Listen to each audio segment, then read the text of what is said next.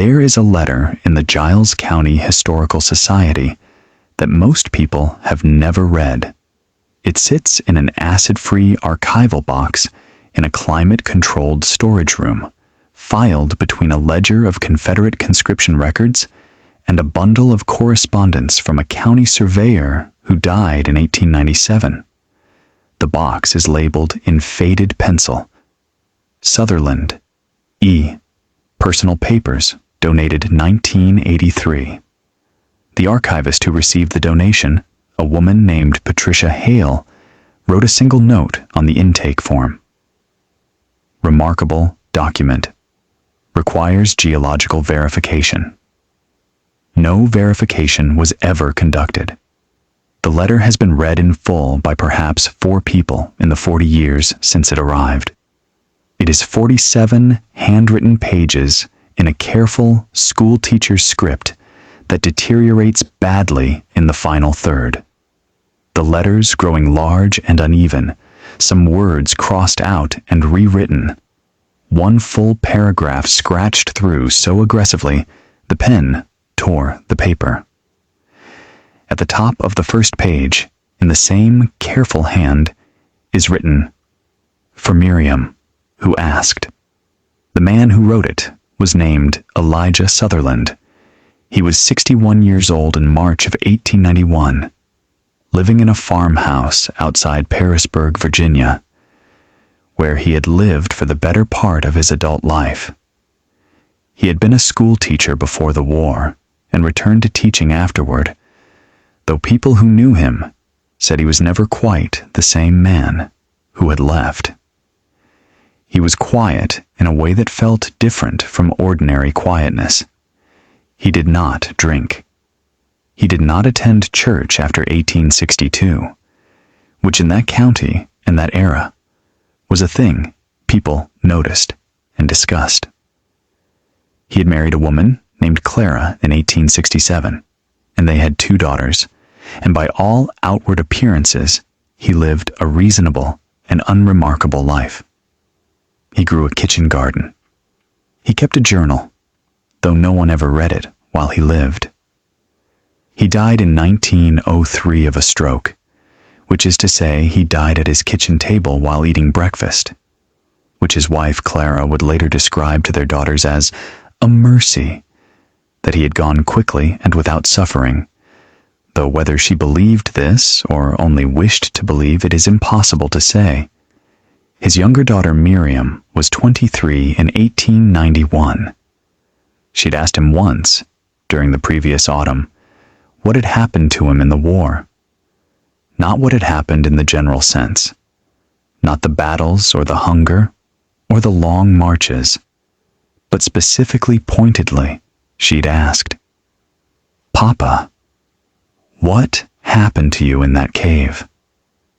She had heard something, some fragment, some piece of family mythology that circulated in the way such things do, half whispered across dinner tables, and then denied when directly addressed.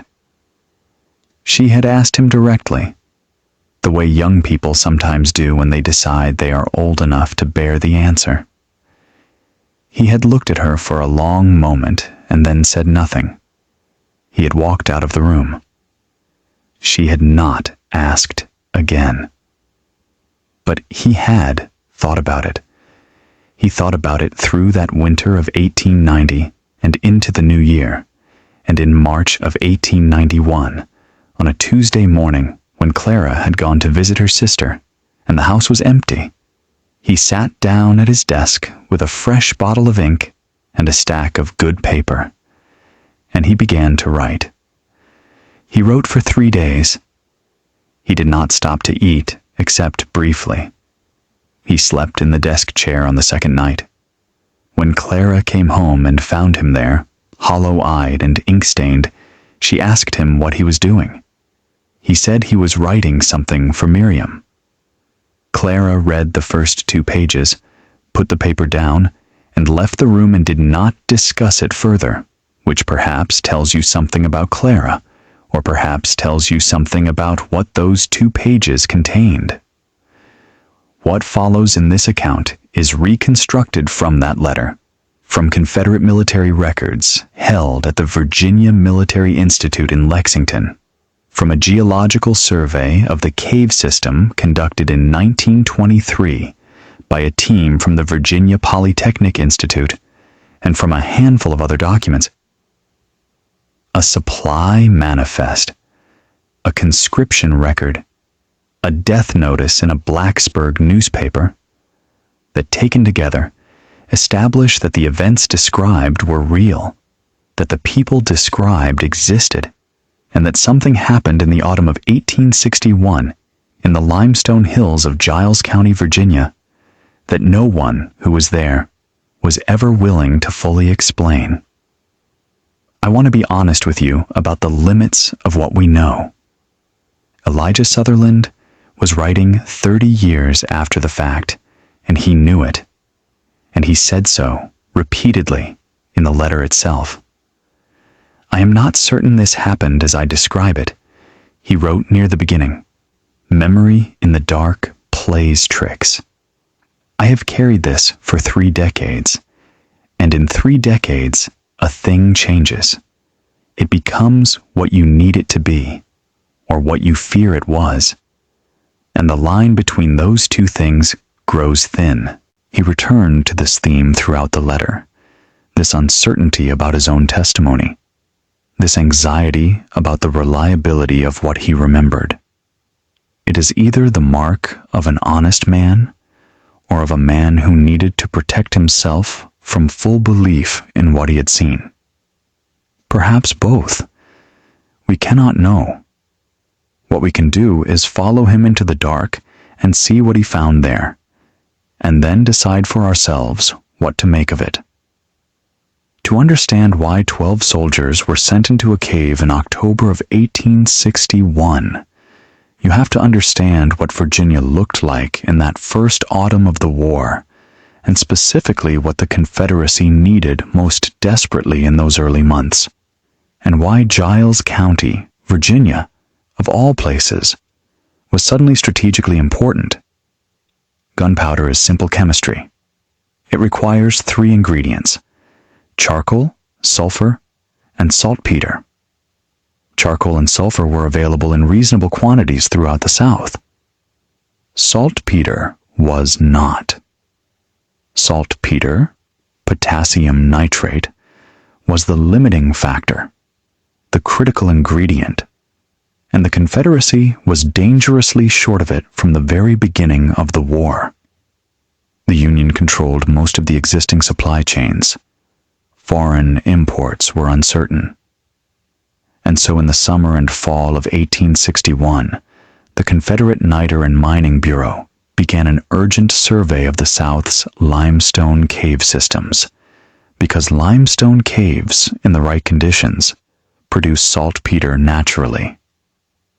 It forms in the soil of caves where bat colonies have roosted for centuries, where the ammonia from guano, broken down by bacteria, combines with the calcium in limestone and precipitates out as white crystalline nitrate.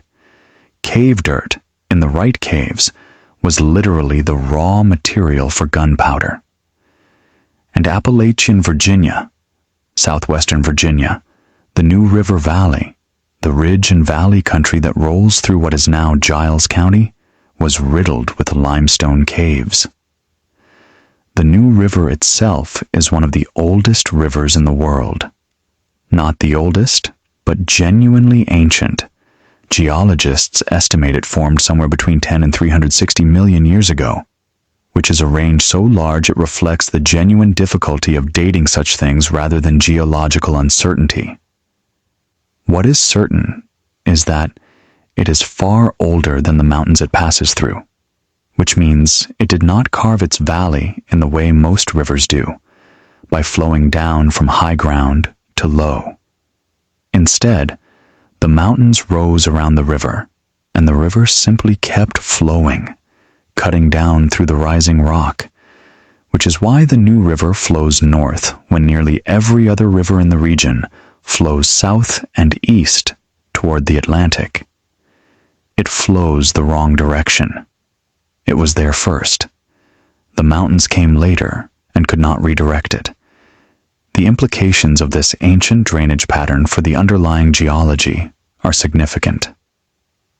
Hundreds of millions of years of water movement through limestone produces cave systems of extraordinary complexity. Not single passages, but networks, branching and reconnecting with underground rivers and lakes, with chambers that open suddenly into vastness, with formations that have grown in conditions of absolute darkness for geological epochs. The people who had lived in that country for centuries, the Cherokee, the Shawnee, the European settlers who came later, knew the caves. They used them for shelter, for storage, for the saltpeter that cave dirt produced. Some caves had been mined for saltpeter as far back as the Revolutionary War.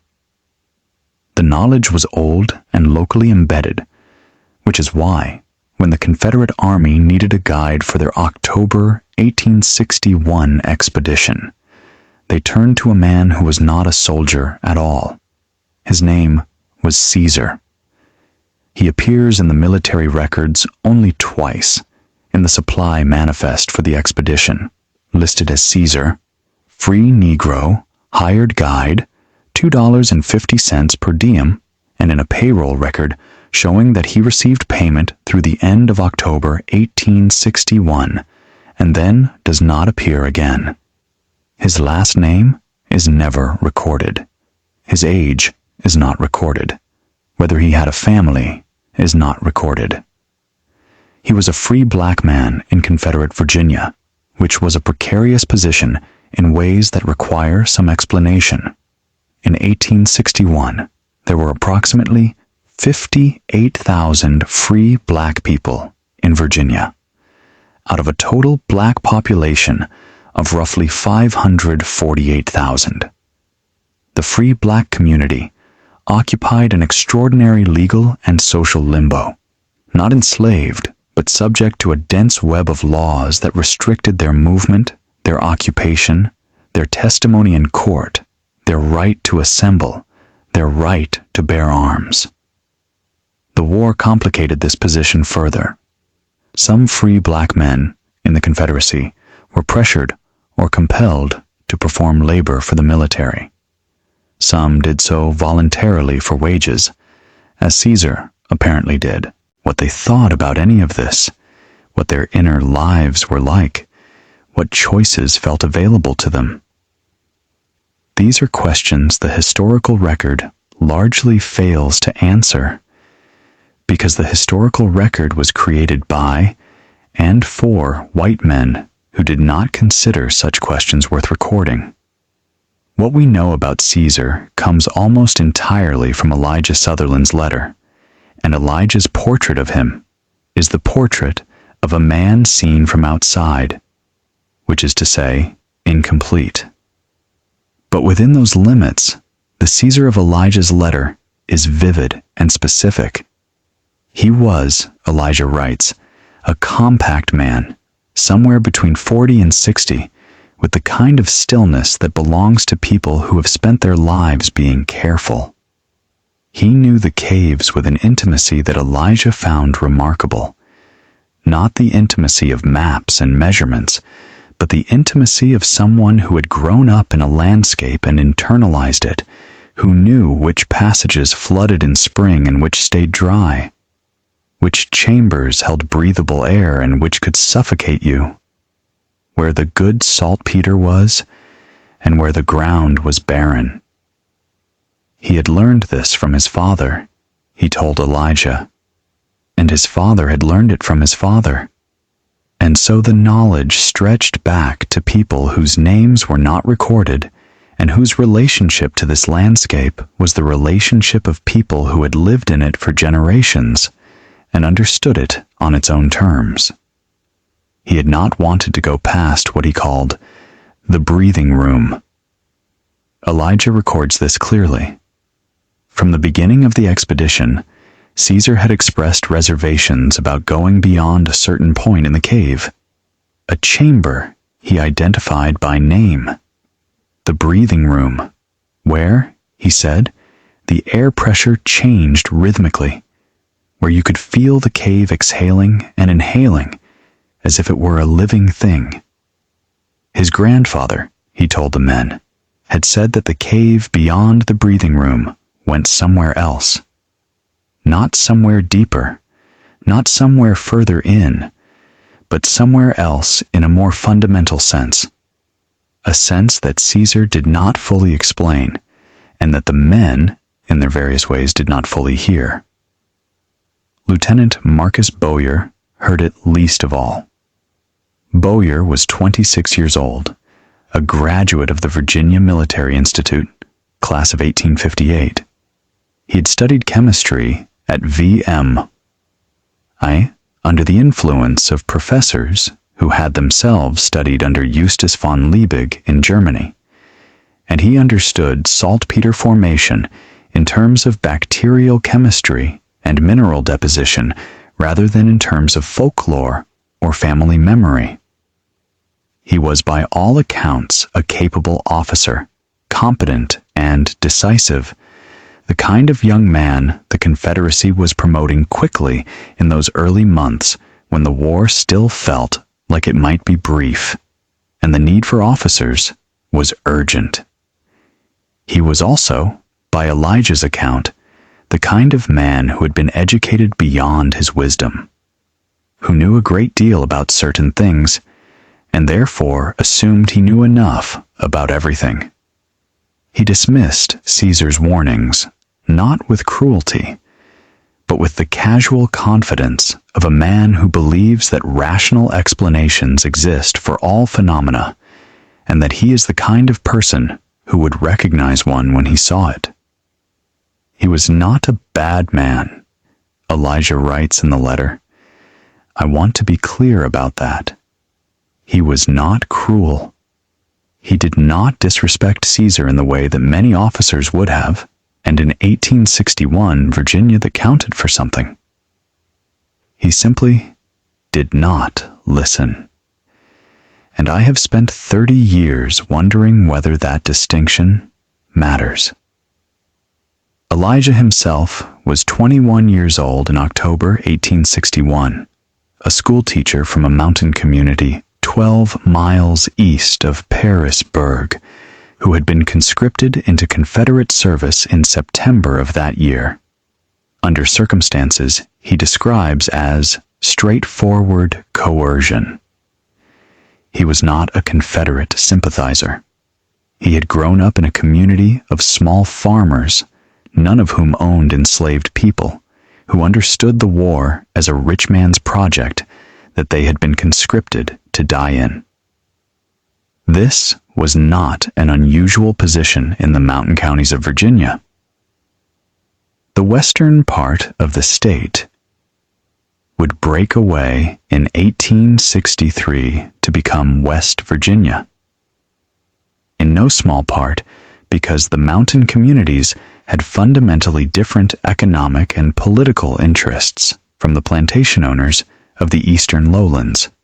Giles County was a border region in this sense, divided against itself, and Elijah was one of thousands of men who found themselves fighting for a cause they did not believe in, because the alternative was being shot as a deserter.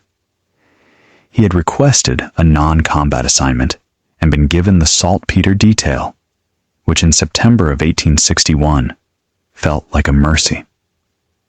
By October, standing at the mouth of a cave in the limestone hills above the New River, watching the mist that gathered there even on dry mornings curl around the entrance like something being exhaled, he was not sure it was a mercy after all. There were 12 of them in total.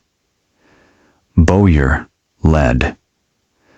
Sergeant Tom Crockett, a former farmer and part-time militiaman from Radford, who was the most experienced soldier in the group, and who had the kind of practical competence that made him indispensable, and the kind of disposition that made him easy to overlook, handled logistics. There were 8 other enlisted men whose names appear in the military records, but who feature less prominently in Elijah's account. Men he describes in aggregate terms, the others, or occasionally by a single identifying characteristic. The tall one from Pulaski, the red-haired boy, Mills, who never stopped praying. And there was Caesar. Private Yancey Mills was 17 years old. Elijah describes him in some detail, which suggests that of all the men on the expedition, Mills made the strongest impression on him. Or perhaps that Mills's fate affected him most deeply. He was the youngest of the group, barely old enough to have been conscripted, with the particular anxiety of very young men in frightening situations. Not a constant visible terror, but a kind of hypervigilance, an alertness so sustained it looked like calm until you saw his hands. He prayed continuously, or nearly so, in a low murmur that the other men tolerated with varying degrees of patience.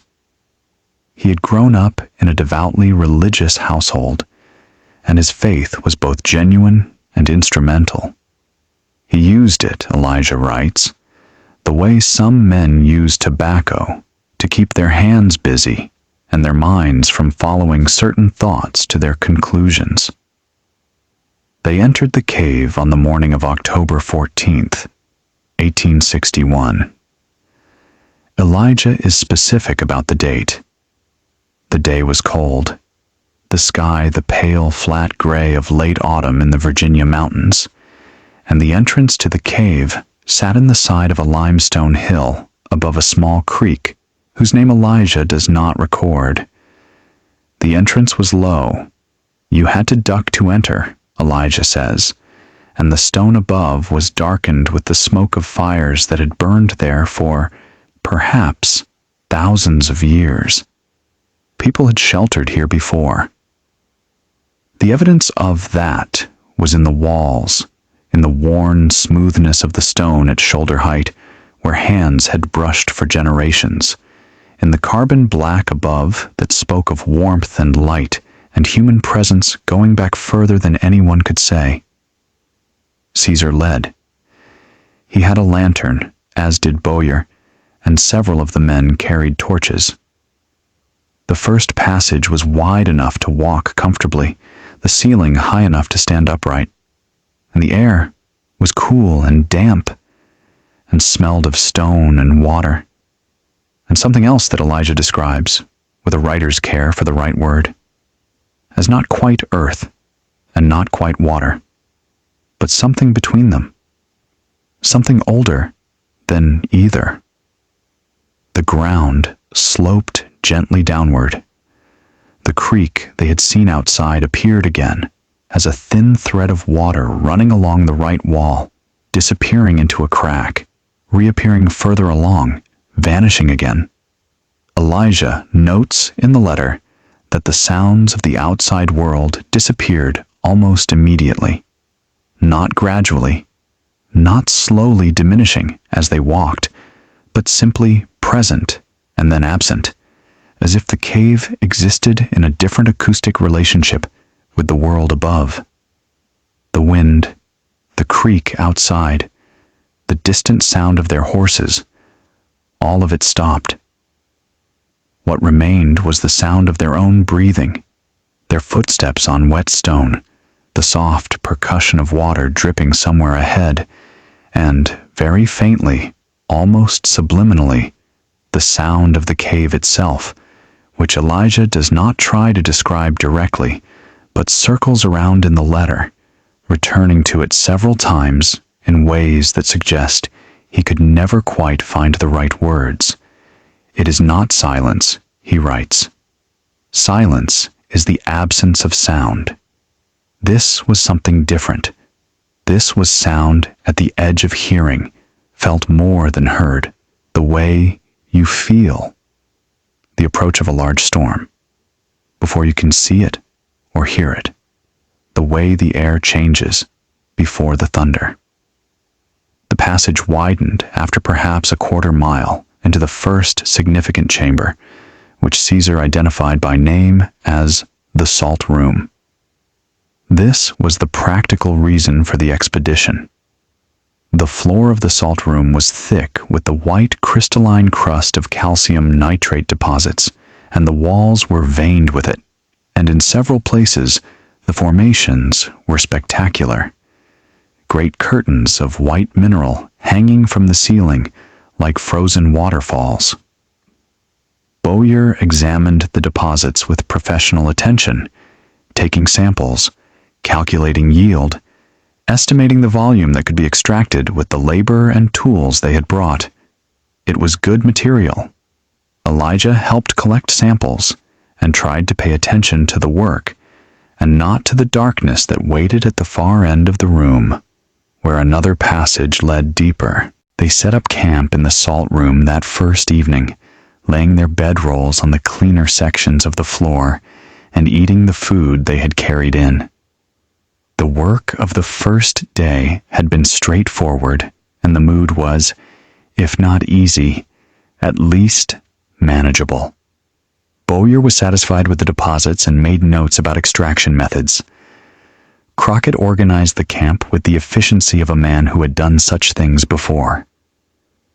Mills prayed quietly in a corner. Caesar sat apart from the others, eating his food slowly, his eyes on the passage at the far end of the room. Elijah watched him. "I have thought about that look many times," he writes. "In 30 years I have come back to it more than anything else about those first hours." He was not afraid, or not exactly afraid. It was something more specific than fear. The way a man looks when he knows something is coming that he has no power to prevent and has already accepted that fact. I did not understand that look then. I think I understand it now. He asked Caesar about it, quietly, away from the others. Caesar was quiet for a long moment before answering. Then he said that his grandfather had been in this cave many times, and had mined the salt room, and had gone as far as the breathing room on several occasions. His grandfather had said that the cave beyond the breathing room was different from the cave before it. Not dangerous in the ordinary way of caves, not prone to collapse, not poorly ventilated, but different in some way his grandfather had struggled to articulate. His grandfather had been a man who thought carefully before speaking, who chose his words deliberately, who did not exaggerate. His grandfather had said the cave beyond the breathing room was not entirely in the same place as everything else. Caesar did not know what his grandfather had meant by this. He had been a child when it was told to him, and children hear such things in one way, and adults in another, and somewhere in between the meaning gets changed. But his grandfather had been clear about one thing: do not go past the breathing room. Whatever the cave held beyond it was not for people to find. Elijah told Bowyer this the next morning. He is honest about what he expected. He expected Bowyer to dismiss it, and Bowyer did, with a brief nod and a comment about superstition and the natural tendency of uneducated people to assign supernatural explanations to geological phenomena. He said it without malice, Elijah writes. He genuinely believed he was being reasonable, and in the terms available to him, he was.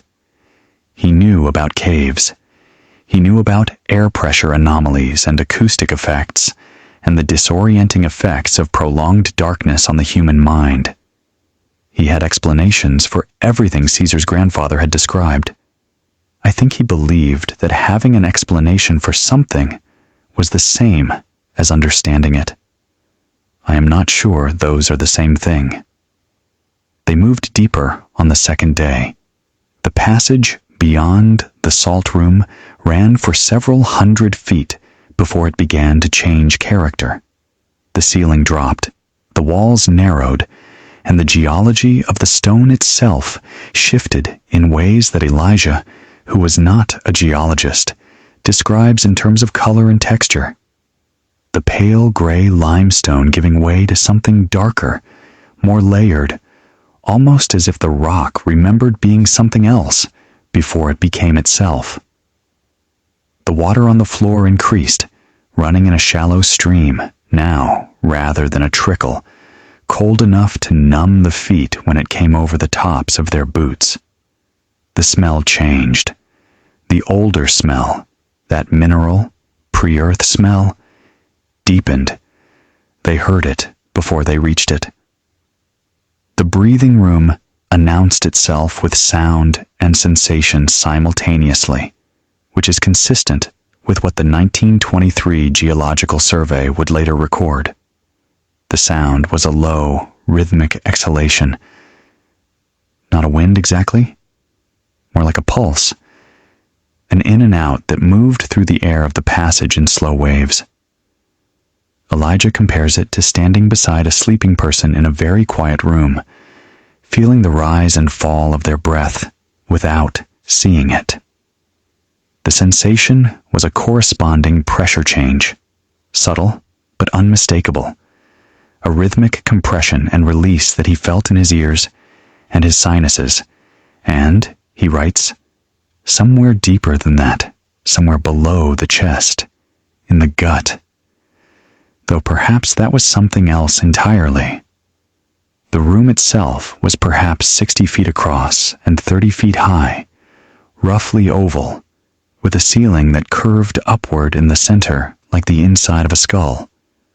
The walls were pale and smooth in a way that suggested very old water erosion, and the floor was dry, which was unusual given the water that had been running in the passage. In the center of the floor was a depression, perhaps 6 inches deep and 15 feet across, perfectly smooth, filled with what appeared to be very fine white silt. The air moved through this room in a rhythm that Elijah estimated, though he acknowledged he may have been wrong, at approximately 1 full cycle every 45 seconds. In, pause, out, pause. In, pause, out, pause. Caesar stood at the entrance to the room and did not enter it. He did not say anything. He did not need to. Bowyer entered immediately and began taking measurements and making notes.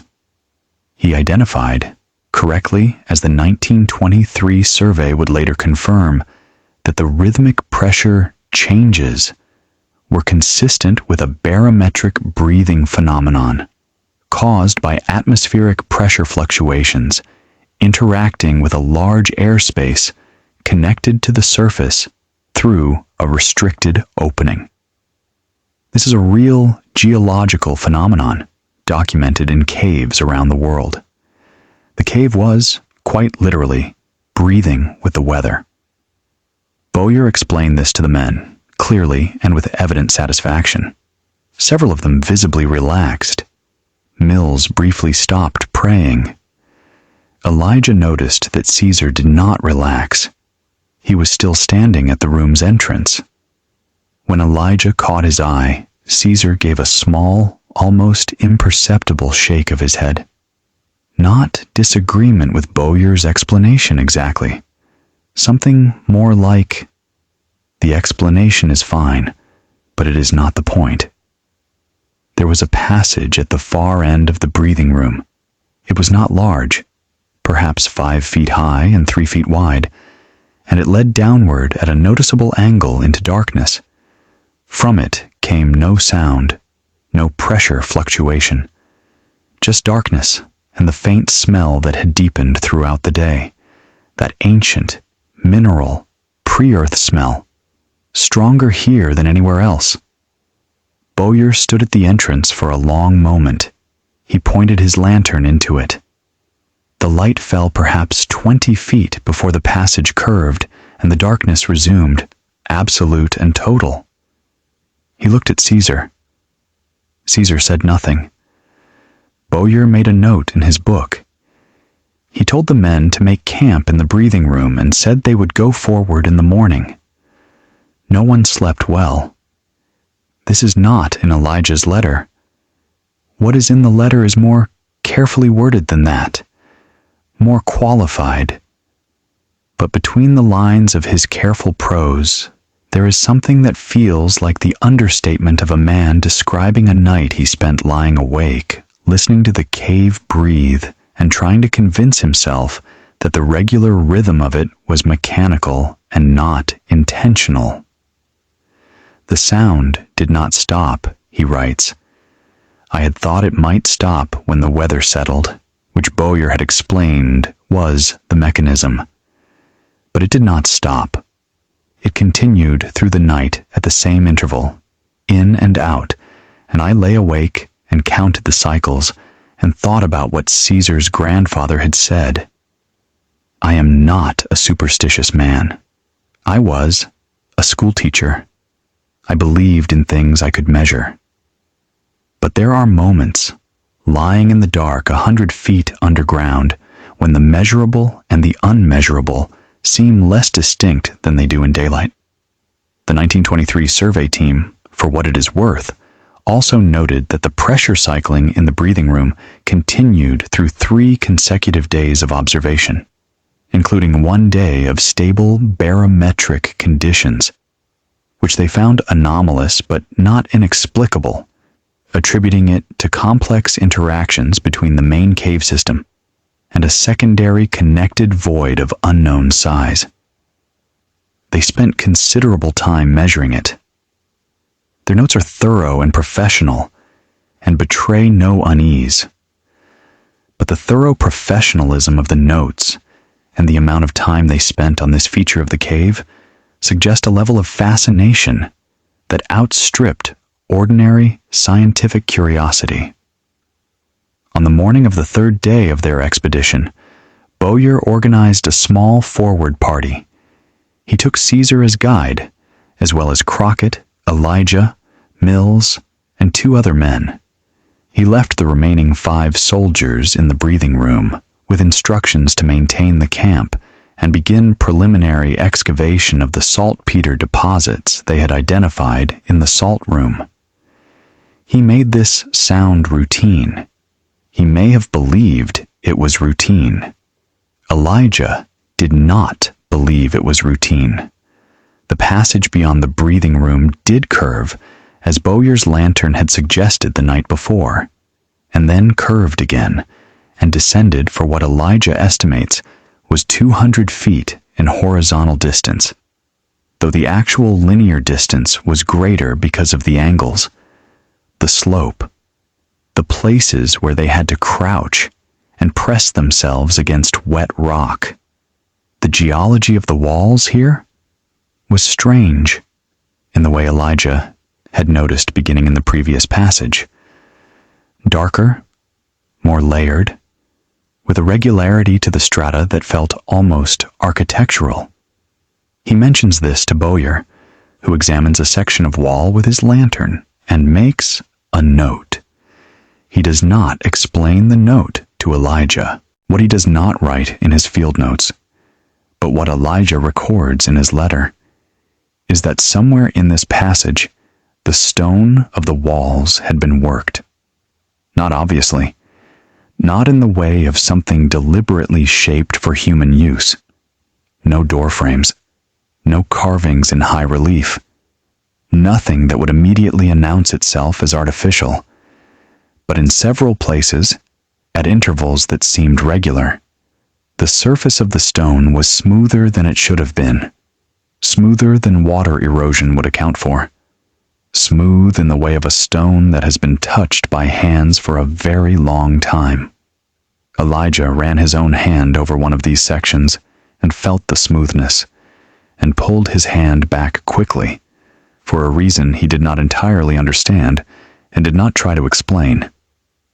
It felt wrong, he writes. Not threatening, exactly, but wrong in the way that a familiar thing seen at an unexpected angle is wrong. Not frightening, but deeply disorienting, as if something had shifted in the category of what the world contains. Caesar, ahead of them in the passage, did not comment on the smooth sections of wall. Elijah is not sure whether Caesar had noticed them or was deliberately not noticing them, which are different things. But Caesar's pace had slowed, and he held his lantern closer to the walls than he had before, not in the gesture of examination, but in the gesture of someone who wants more light around them. The passage opened into a chamber, and the chamber stopped them all where they stood. It was large. How large is difficult to say precisely, because the lanterns and torches they carried were insufficient to illuminate its full extent, and Elijah's description gives dimensions that he qualifies heavily with uncertainty. But what he describes, and what the 1923 survey would later confirm and document in detail, was a chamber perhaps 150 feet across and 60 or 70 feet high, with a ceiling that in places was covered with stalactites of extraordinary size and formation, and a floor that was, and here is the first thing that genuinely defies ordinary geological explanation, or at least required serious explanation. Level. Not roughly level. Not level in the way a cave floor sometimes is when sediment fills it over long periods. Level in the way a floor is level when someone has worked it level, in straight lines, in a flat plane that a carpenter's level would confirm, artificially leveled. In a chamber 150 feet underground, accessible only through hundreds of feet of narrow cave passage, a floor had been made level by someone or something at some unknown point in the past. They stood at the entrance to the chamber for a long time without speaking. Bowyer was the first to move. He walked out onto the floor, holding his lantern low, examining the stone. He walked the perimeter. He examined the walls. He was quiet for a long time before he said anything, and what he said, in Elijah's account, was not a rationalization or an explanation, but a question. How old do you think this is? No one answered him. In the center of the leveled floor was the circular depression. It was approximately 12 feet in diameter and perhaps 2 feet deep, its walls vertical and smooth, its bottom flat. It was not a natural formation. The regular geometry of it was too precise, the walls too straight. It was made. Elijah stood at its edge and looked into it and looked back, up at the ceiling above it, which was clear of stalactites in a way that the rest of the ceiling was not, as if the space above the depression had been deliberately or naturally kept clear, as if something had been there that prevented formation or required clearance. He could not determine which. He could not determine very much about the depression at all, except that it had been made by someone, and that whatever purpose it had served was not obvious to him. The walls of the chamber, when they examined them more closely, held carvings. This is in Elijah's letter, and it is in the 1923 Geological Survey, and it is the element of the story that is, in some ways, the most verifiable and the most disturbing, because the 1923 survey team photographed the carvings, and those photographs are real, and they are in the Virginia Polytechnic Institute archive, and they show what Elijah describes: symbols that are not recognizable as any known writing system, arranged in horizontal bands around the walls at approximately shoulder height, incised into the limestone with a precision that suggested tools of some kind, repeated in patterns that suggested intentionality, that suggested meaning, that suggested a mind had made them for a reason that was not arbitrary. The symbols are not Cherokee. The Cherokee rock art in Virginia has been studied and cataloged, and these symbols do not match it. They are not consistent with any European system. They are not consistent with any known pre-Columbian system from eastern North America. The 1923 survey team noted this and then wrote, with admirable academic honesty, "The age and origin of these markings cannot be determined from present evidence. They are not recent. The surface weathering of the incisions suggests considerable age, but the absence of moisture damage in this chamber makes precise dating impossible." The 1923 team spent 3 days in the cave. They were scientists. They were trained observers. They do not appear in their official notes to have been frightened by what they found. But between the clinical language of the survey report, there are small gaps, small hesitations. A section that says, "We did not proceed further without fully explaining why." A notation that refers to an acoustic anomaly in the deeper portions of the cave without providing measurements. A recommendation at the end of the report that the cave be designated a protected area and that further exploration be conducted only under controlled scientific conditions. A recommendation that was eventually implemented in the form of a bat conservation designation in 1978, which preserved the cave but precluded the serious scientific investigation the survey team had apparently believed was warranted. But we are moving ahead of ourselves. Let us go back to 1861, to the chamber with the leveled floor and the circular depression and the carved symbols and the 7 men, 6 soldiers and a guide, standing in the light of their lanterns, looking at something they had no framework to understand. The bones were in a side alcove off the main chamber, an arched opening in the eastern wall that led into a space perhaps 20 feet deep and 15 feet wide. They found them while Caesar was examining the main chamber's perimeter, moving his lantern slowly along the walls, reading the cave the way a man reads a book in a language he knows imperfectly, getting the general sense, if not every word. Crockett found the alcove.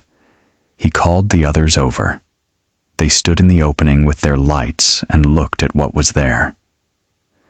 Elijah's description of the bones is careful and specific, and it matches almost exactly what the 1923 survey team would describe and correctly identify 60 years later. They were large. Not large in the way of large animals known to the men, not larger than a horse or a cattle beast, but differently large, built on a different proportion, the skeleton of something that had moved differently through the world than anything still living in it. The skull was massive, low and broad, with teeth that were neither the teeth of a predator nor the teeth of the grazers the men knew. The leg bones were thick and dense and long. There were tusks, or the remnants of them, curved and yellowed. In 1861, none of the men would have known what a mastodon was, though the word had entered scientific literature by that point. In 1861, standing in a cave in southwestern Virginia, they knew only that they were looking at the bones of an animal that was very large and very dead, and had been dead, from the look of the mineral encrustation on the bones, for a very long time. Longer than any of them could imagine. Longer than living memory. Longer than family memory. Longer than history.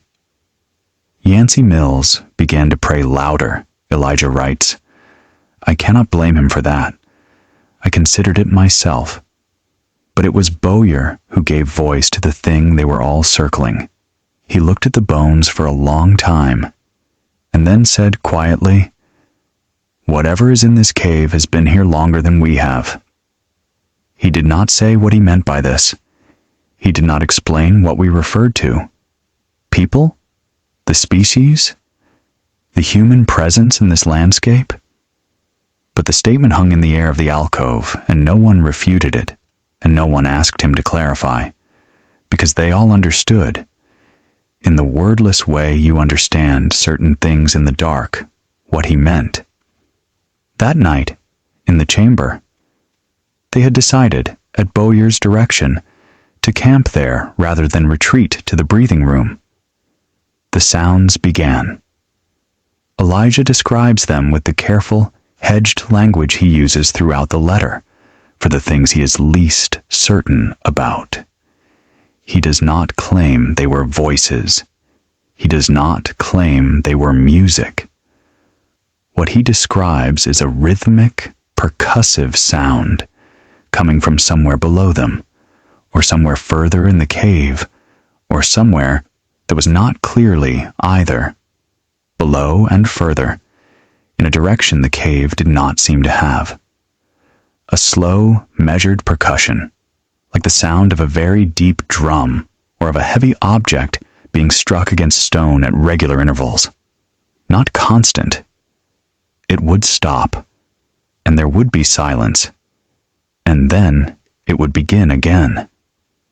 The intervals of silence were not random. That is what he is most insistent about, returning to it in the letter 3 times, underlining it once. The intervals were not random. They had a pattern, a structure.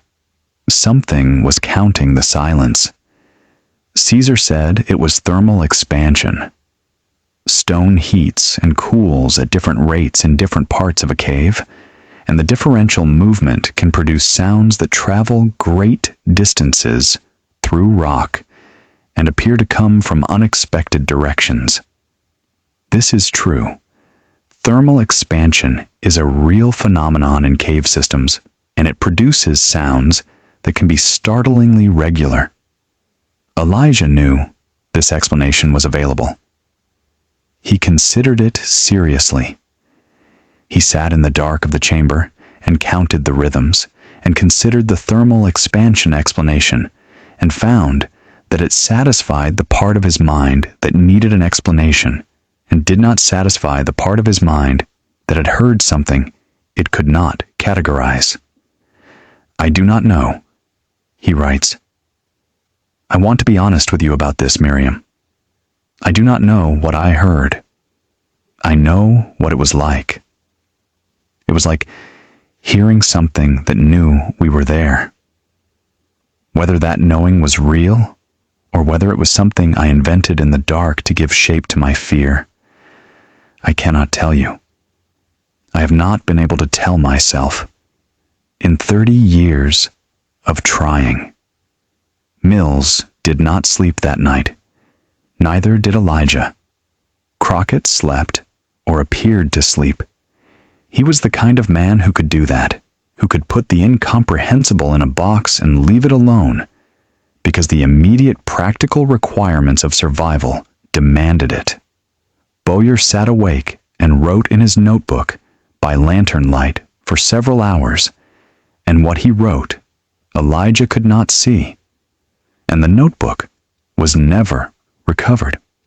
On the 3rd morning, their 3rd day underground, though the distinction between night and day had become theoretical rather than felt, Bowyer announced that a small party would go further.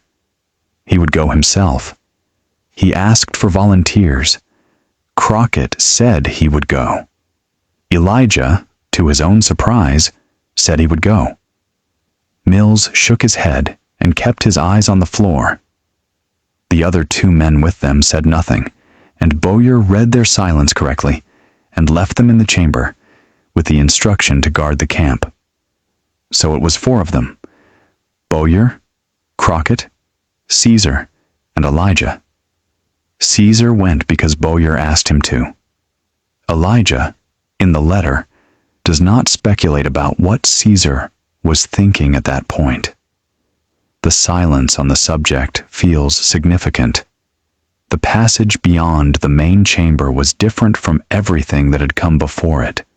Narrower, lower, the floor wetter, the walls pressing closer. The carvings continued here, denser than in the chamber, extending down the walls toward the floor, in ways that required you to bend to read them. Not that Elijah could read them, but the gesture of reading, the bending toward the wall, to look at something that required looking at closely. That gesture was there. He stopped at one section and held his torch to it and looked at a particular symbol that recurred more than others. A circle with lines radiating from it, but not the lines of a sun, not evenly spaced or geometrically regular, more like the lines of a thing growing outward from a center, organic and directed and somehow urgent. He described this symbol in the letter carefully, and the 1923 survey team photographed it. They noted it was the most frequently recurring element in the system, and the photographs exist, and people have looked at them, and no one has identified it conclusively, and that is all that can be said. The passage ran for, Elijah estimates, 400 or 500 feet, descending throughout, before it opened into a space he struggles to describe adequately. Not a chamber, exactly. Less organized than the chamber behind them, more irregular, the ceiling varying wildly in height, the floor still wet and in places standing in shallow pools. And across this space, clearly, unmistakably, running in what Elijah knew was the wrong direction. A river. Not a large river. Not a dramatic underground torrent. A river perhaps 20 feet wide and moving smoothly, without visible turbulence, its surface dark, and still looking despite the movement he could detect at its edges. And the water moved south to north, in a cave that was, by his reckoning, oriented with its deeper parts to the north. The water should have been flowing from the high ground to the low, should have been flowing toward the new river, should have been flowing south. It was flowing north, away from the new river, away from everything he could calculate as the proper direction for water to move. Of course, he writes, the new river itself flows the wrong direction. I knew this. Everyone in that county knew this. Perhaps it was only consistent that its tributaries, underground as they were, did the same. I told myself this. I am not sure I believed it. Caesar stopped at the river's bank and did not cross. He did not say anything. He simply stopped, and his stillness was the most eloquent thing in the passage. It was Crockett who found the fire pit. It was on the far bank of the underground river, and to reach it they had to cross. There was a natural ford, shallow, the water numbingly cold, but only a foot deep at most. And Crockett had waded across before anyone else moved, drawn by something Elijah doesn't try to explain, but describes as simple. He saw something and went to look at it in the way of men who have not yet had occasion to learn that some things are better left unseen. The fire pit was recent. This is the word Elijah uses, recent. Not days recent, he qualifies, but not years recent either. The charcoal in it was not long dead. The ash was not fully cold. He touched it. It was cool but not stone cold. The coolness of something that has lost its heat over days rather than years. Wood ash and charcoal. A fire that had burned within the last week, perhaps within the last few days, in a chamber that was accessible only through several hundred feet of narrow cave passage and a cross of an underground river. Beside the fire pit were tools, not Confederate tools, not anything from their own equipment, not anything that Elijah recognized from his own time and place. Objects of stone and bone, carefully made, their purpose not entirely clear, but their manufacture evident, the work of hands, deliberate, skilled. Elijah handled one of them, a flat blade of dark flint napped to a fine edge, and felt the edge with his thumb and found it sharp, and looked at it for a long time by torchlight, and put it down precisely where he had found it. I thought, he writes, of all the stories I had told children in the schoolroom about the history of this valley, the Shawnee, the Cherokee, the first European settlers. I thought of how we began those histories at the moment of European contact, or occasionally, generously, a few hundred years before it, and how we behaved as if nothing meaningful had existed before that, as if the valley had been empty of consequence, until our own ancestors arrived to give it some. Standing in that room, I understood, in a way I had not understood before, that this was a kind of ignorance so profound, it was almost willful.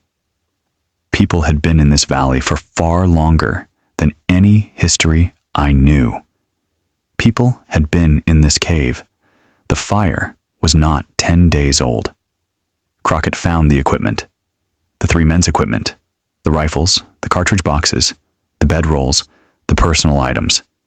3 sets of gear belonging to 3 men who had entered the cave with them and who had not been seen since the first day, when they had been part of the forward group, and then simply, at some point that no one could clearly identify, had not been there.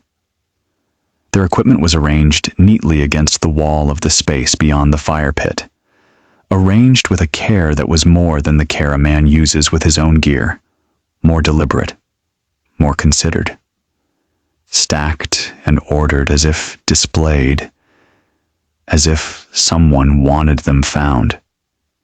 Elijah looked at Mills's rifle. He recognized it by a mark on the stock, a burn scar where a coal had fallen on it weeks before they entered the cave. And he looked at the cartridge box with the man's name scratched into the leather. And he looked at the bedroll tied the particular way that particular man tied it. And he looked at Bowyer, and Bowyer looked back at him, and for a long moment neither of them spoke. Caesar was standing at the edge of the torchlight, looking at a section of the wall that Elijah had not yet examined.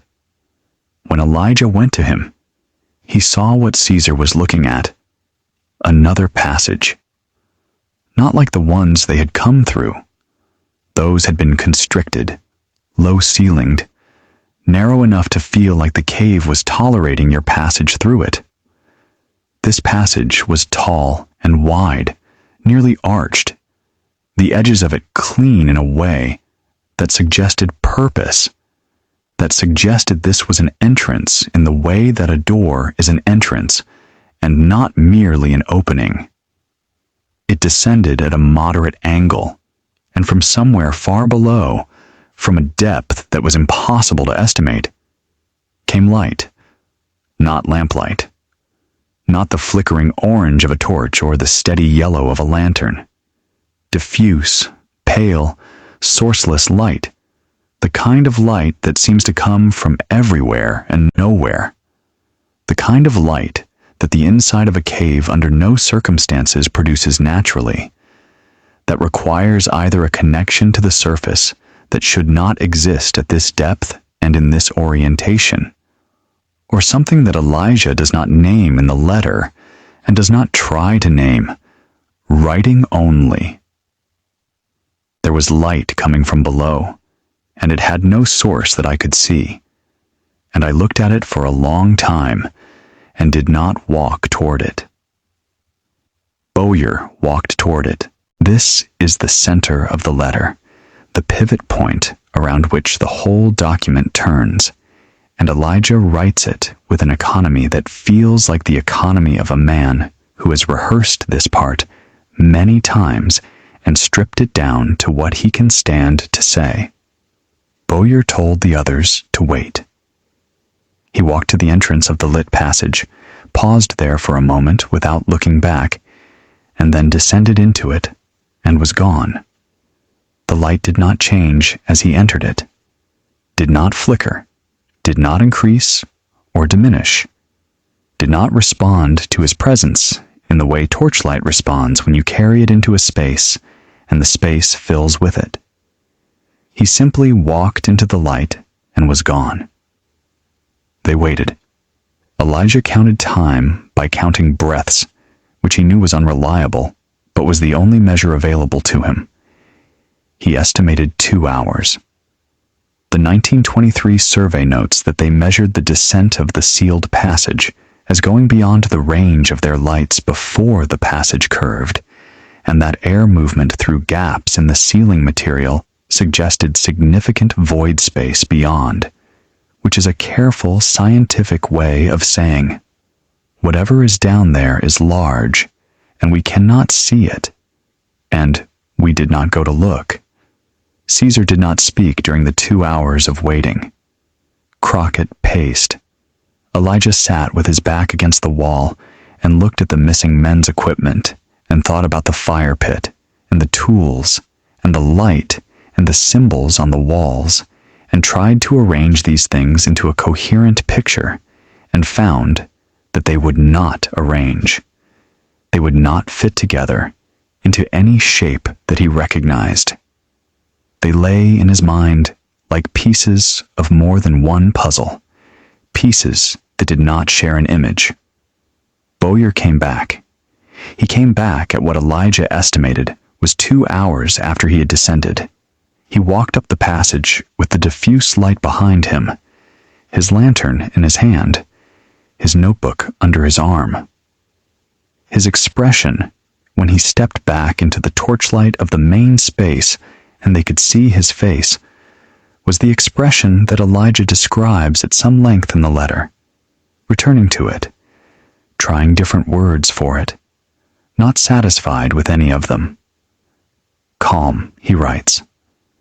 Not the calm of a man who has been frightened and has mastered his fear. Not the calm of a man who has found nothing worth fearing. A different calm. The calm of a man who has been to a place where the ordinary categories of frightening and not frightening do not apply, and who has come back knowing that they do not apply, and who has decided, in full awareness of this, to act as if they do anyway. Elijah is not sure where these words come from. He was a school teacher, not a psychologist, and this description in the letter feels like the distillation of 30 years of thinking about a particular expression on a particular face. Bowyer said, "We're leaving, now." He did not explain. He did not answer questions. He looked at the lit passage, and he looked at the missing men's equipment, and he said, "Seal it." When Crockett asked how, Bowyer said to use whatever they had, rocks, the equipment left behind, anything. Seal the entrance, as well as you can. They began to seal it. They were perhaps halfway through this work. Crockett and Caesar moving large stones from the walls of the space to block the passage, Elijah helping, Bowyer standing to one side watching the passage entrance with his lantern raised. When the voices came. Elijah writes about this part of the letter 3 times in different forms. He wrote a draft, crossed it out, wrote again, crossed that out, and then wrote the version that remains, which is still not entirely clear, which still hedges and qualifies in ways that suggest he was not sure what the words should be. But the core of what he describes is this. From below, from the lit passage, from somewhere that the ceiling stones had not yet fully blocked, came the voices of the three missing men. Not murmuring, not indistinct, specific, individual voices that he recognized, that he had been listening to for weeks. Voices he knew the way you know the voices of people you have lived and worked alongside. They were calling, not screaming, not in evident distress, calling in the way you call to people you expect to hear you, with the expectation of response. Mills was one of the voices. He would have known Mills's voice anywhere. Bowyer said, very clearly, without raising his voice, "That is not them." No one asked him what he meant. Elijah wanted to. He describes wanting to, writes that the question was in his mouth, that he opened his mouth, and that Bowyer turned and looked at him with that same impossible calm, and that the question dissolved before he could speak it. "I have spent 30 years wishing I had asked," he writes. "I have spent 30 years being grateful I did not." They finished sealing the passage. They did not speak during the sealing. The voices from below continued, and then, at some point, as the last gaps were filled, became inaudible. Bowyer stood and looked at the sealed entrance for a long moment. Then he turned and led them out of the cave. The men in the breathing room looked up when they came back through, 4 instead of 7, and started to ask questions that Bowyer silenced with a gesture. He led all of them, the 7 who remained, through the breathing room, and back up the passage to the salt room, and out of the cave, through the low-ceilinged entrance, back into the air and the daylight, which was the cold, gray daylight of a Virginia October afternoon, and which felt to Elijah, he writes this plainly, like nothing else I have ever felt in my life, which is to say, it felt exactly like itself, and I had not been certain it would still be itself when we came out, and the certainty that it was still itself was the most extraordinary thing. They broke camp and left that afternoon. Bowyer told the men they would report to their commanding officer that the cave had collapsed in the deeper sections and was inaccessible for further saltpeter extraction. He told them to corroborate this account. He told them the 3 missing men, he listed their names, which appear in the military records as Thomas Mills, Abraham Clay, and Henry Ferris, would be listed as lost in the collapse. He did not ask for agreement. He stated it as orders. Crockett said nothing. Caesar said nothing. Elijah said nothing. The other men said nothing. They rode out of the hills above the new river in the fading afternoon light.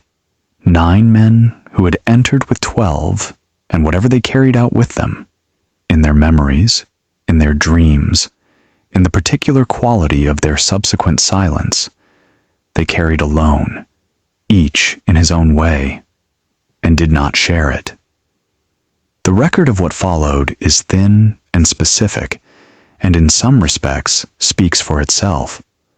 Lieutenant Marcus Bowyer submitted his report on October 20th, 1861.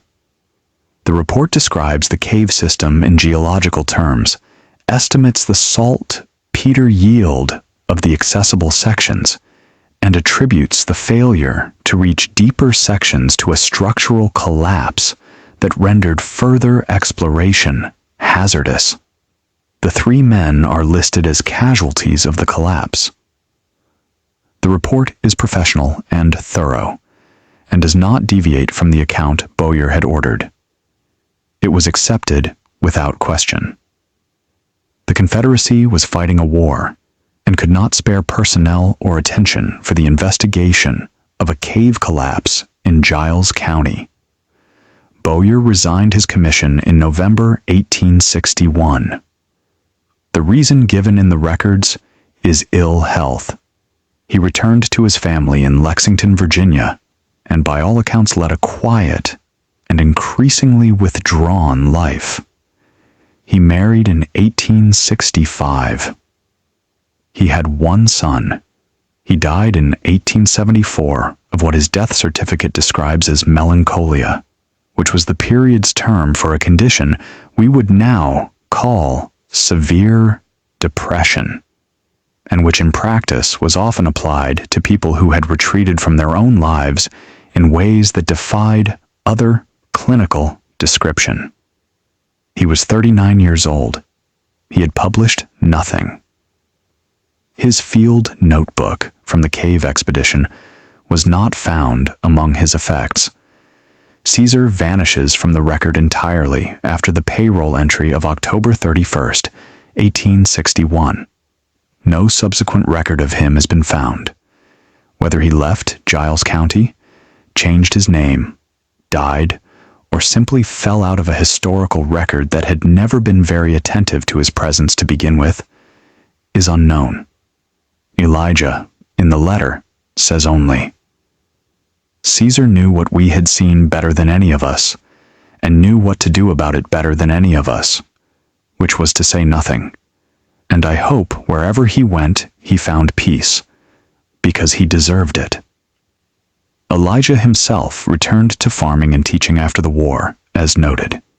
He was wounded at the Battle of Cloyd's Mountain in May 1864, a minor wound to the left arm, healed but never fully without pain, and spent the last year of the war in a supply capacity. He never discussed the cave. He never told Clara about it, or if he did, she never spoke of it to their daughters. He wrote his 47-page letter in March of 1891 and sealed it and addressed it to Miriam, and then, apparently, reconsidered sending it because Miriam told the Giles County Historical Society when she donated it in 1983.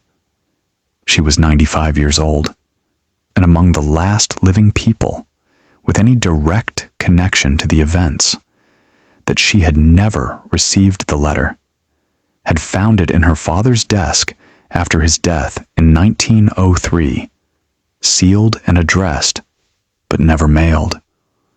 She had read it twice.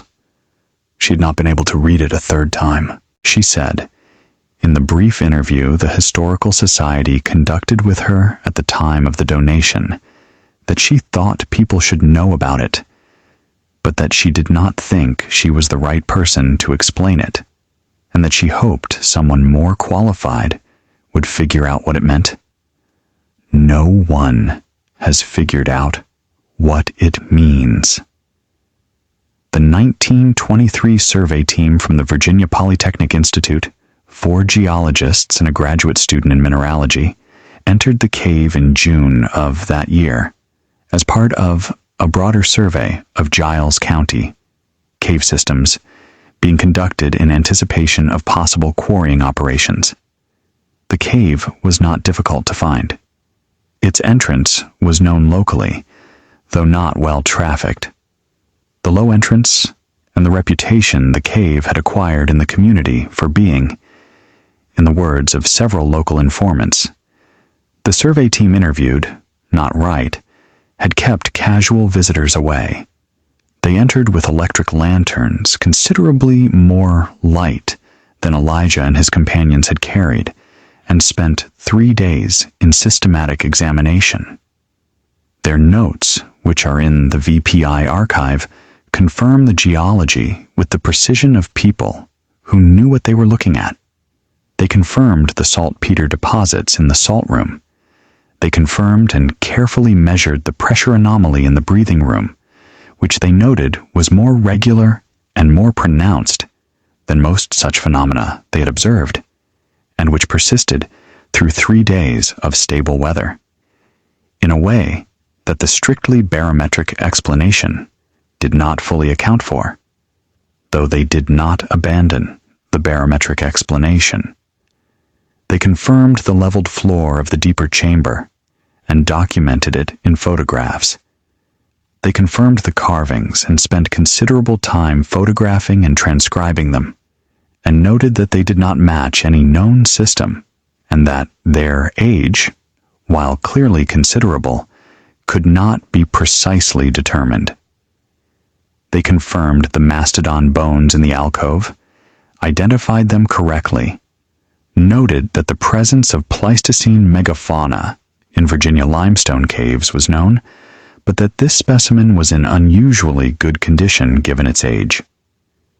They confirmed the underground river flowing in what they called the anomalous direction and attempted to trace its source and destination without success. They confirmed the fire pit, which by 1923 was cold and old and gave no evidence of recent use, and which they attributed to prehistoric human presence without further investigation. They found the sealed passage. They documented the stones used to seal it, Confederate-era materials, they noted, consistent with an 1861 origin. And they measured the air movement through the gaps in the ceiling and determined, by measurement, that the void space on the other side was large. They noted diffuse light effect, possibly attributable to bioluminescence in the air moving through the gaps, which is a remarkable thing for a scientific report to contain, and which is noted matter-of-factly, without elaboration, as if the author wished to record it without drawing attention to it. They did not unseal it.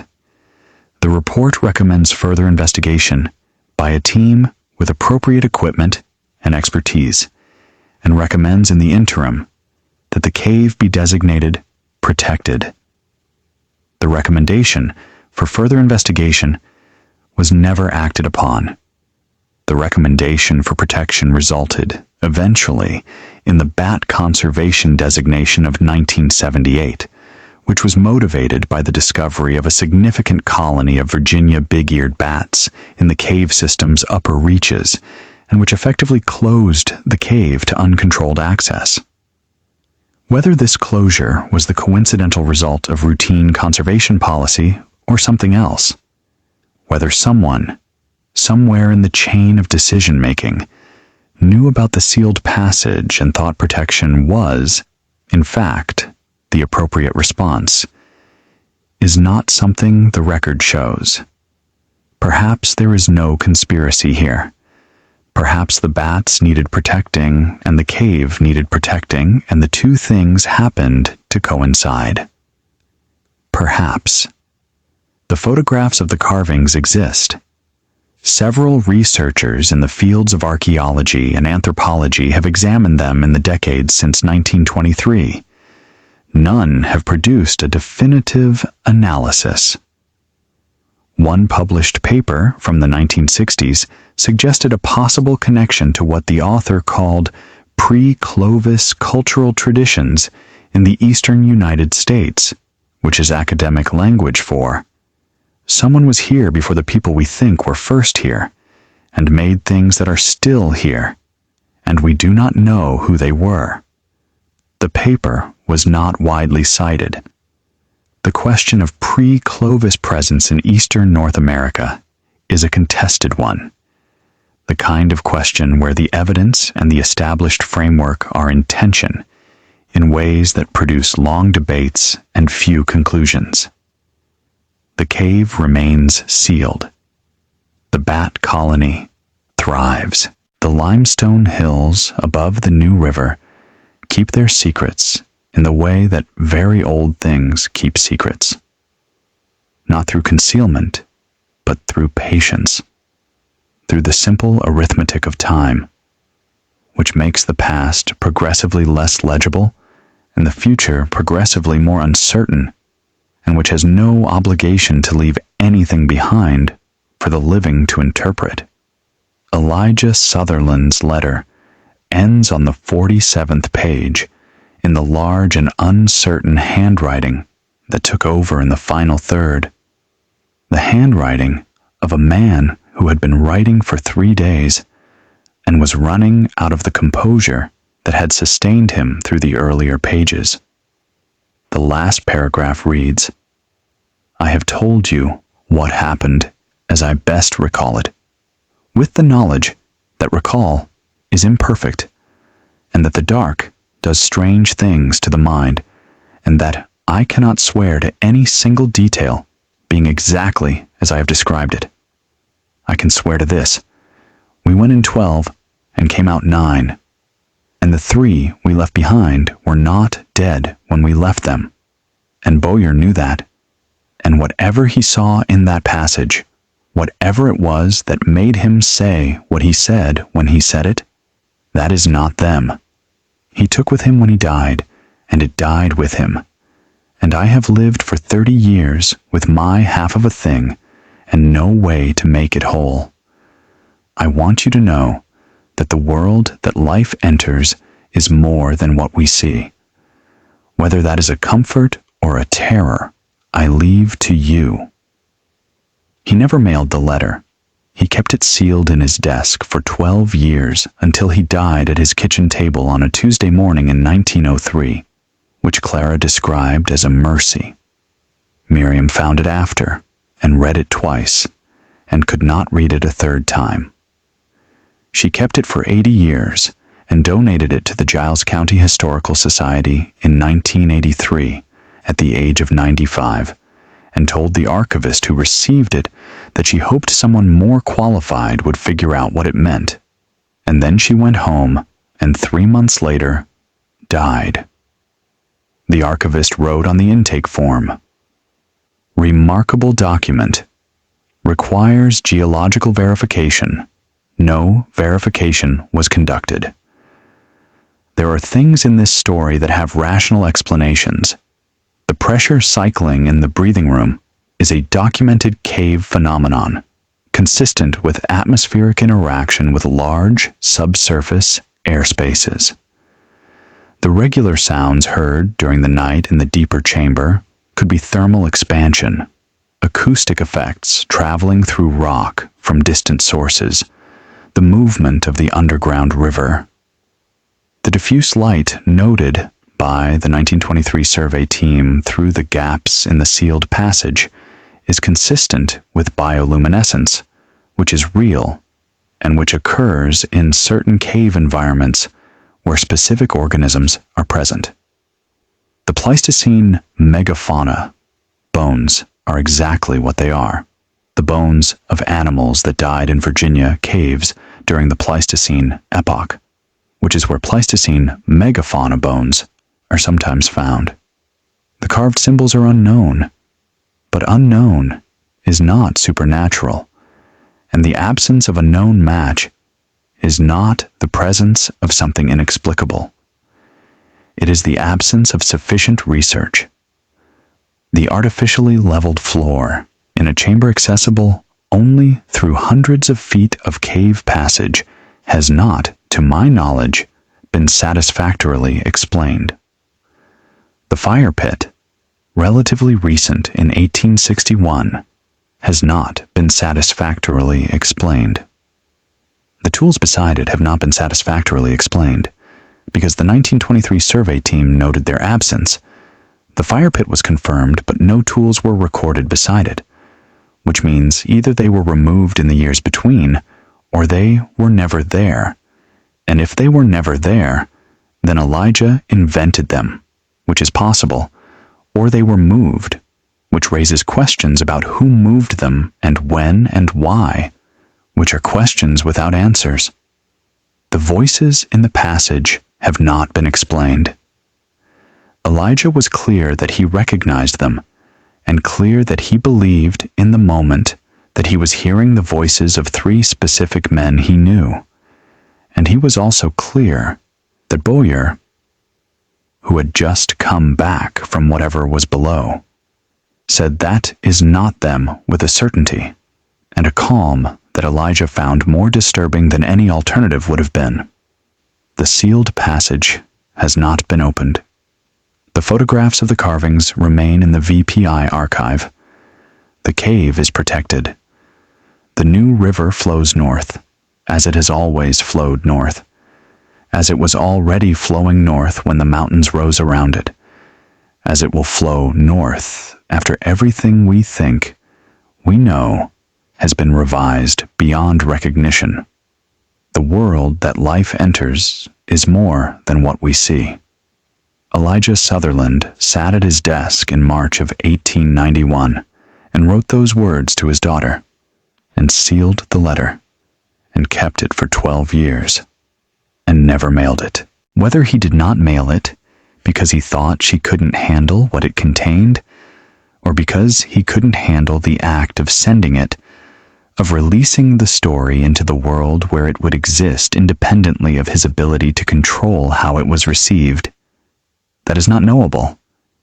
What is knowable is that he wrote it, that he spent 3 days writing it, that the handwriting deteriorates as if the act of writing cost him something, as if he was paying with something that did not fully replenish. The 1923 geologists did not unseal the passage.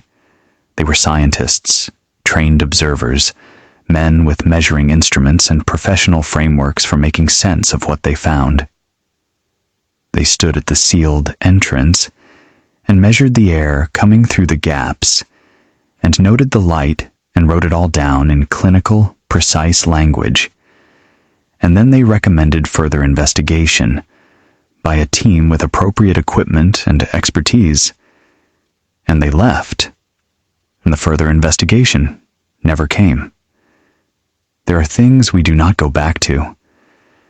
There are things we seal with whatever materials are at hand, and walk away from and recommend, formally, professionally, that someone better equipped deal with, knowing that better equipped may never arrive. It is possible to read this as cowardice. It is also possible to read it as wisdom, as the recognition that not everything that can be opened should be, that not everything that can be known must be known, that there are questions whose answers reside somewhere the living are not supposed to go, and that understanding this is not ignorance, but its opposite. Or perhaps the geologists simply ran out of time and budget, and the passage, with its anomalous air movement and its diffuse bioluminescent glow, went into the report as a footnote, and the recommendation for further investigation was written in good faith and simply never acted upon, because the world is full of things worth investigating, and the time and money and interest required to investigate them is always finite. And the cave in Giles County was, in the end, one item on a long list that kept growing, while the resources to address it stayed the same. Perhaps that is all. The cave is still there. The limestone hills above the new river are still there. The river flows north, as it has always flowed north. The bat colony in the upper reaches of the cave is healthy, protected by designation, undisturbed. The sealing stones, put in place by a Confederate lieutenant in October 1861, and undisturbed since, continue to block the passage, though time and settling have created gaps, and through those gaps, in 1923 and presumably still today, something moves, a current of air, a diffuse, sourceless light, the sound of a void space on the other side that is, by the 1923 measurement, significant. Elijah's letter is in the box in the climate-controlled room in Parisburg. The carvings are in the photographs in the VPI archive. The bones of the mastodon are in the alcove where they have been for 15,000 years, give or take a few thousand. The fire pit is cold. The tools, if the tools were ever there, if Elijah's memory in the dark was not playing the tricks he feared, are wherever they are. Bowyer said, "That is not them." He took with him whatever he had seen in the lit passage in the 2 hours he was below, and it died with him in 1874 at the age of 39. and what was left was a widow and a son and a death certificate that said Melancholia, and a field notebook that was never found. The world that life enters is more than what we see. Whether that is a comfort or a terror, Elijah Sutherland left to his daughter, and his daughter kept it for 80 years and then left it to the Historical Society.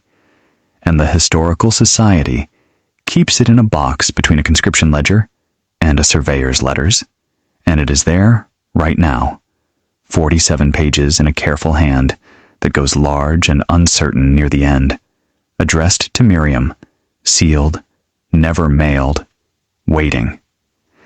We do not know what Bowyer saw. We do not know what happened to the 3 men. We do not know who made the fire, who left the tools, who carved the symbols, who leveled the floor, or what the circle with the organic radiating lines means, or whether the rhythm that Elijah heard in the dark, counted, regular, deliberate, was the expansion of stone in differential temperatures, or something that knew they were there. We do not know, and the cave does not explain itself, and the sealed passage breathes.